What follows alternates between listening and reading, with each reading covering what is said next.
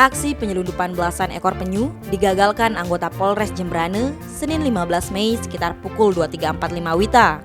Total 18 ekor penyu hijau diamankan dari sebuah mobil pickup yang tengah melintas di Jalan Raya Denpasar Gilimanuk, tepatnya di pinggir Jalan Mayor Sugianyar, Kelurahan Pendem, Kecamatan Jembrane.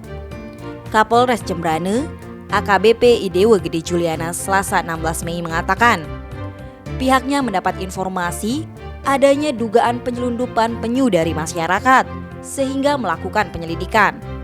Setelah berkoordinasi dengan Satlantas Polres Jembrane, pihaknya kemudian melakukan pemeriksaan terhadap satu unit pickup yang dicurigai sebagai sarana pengangkut belasan penyu itu.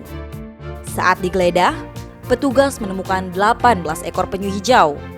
Diduga penyu itu merupakan bagian dari kegiatan ilegal yang dilakukan para pelaku untuk dikirim ke daerah timur atau Denpasar.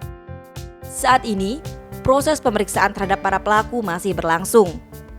Pihaknya sedang melakukan langkah-langkah investigasi untuk mengungkap lebih lanjut tentang jaringan dan kegiatan penyelundupan yang dilakukan pelaku.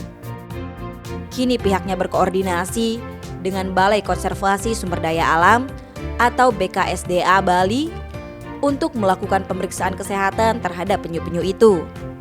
Seluruh penyu dibawa BKSDA ke penangkaran di Banyuwedang untuk menjaga kesehatan penyu. Tim Bali Express melaporkan.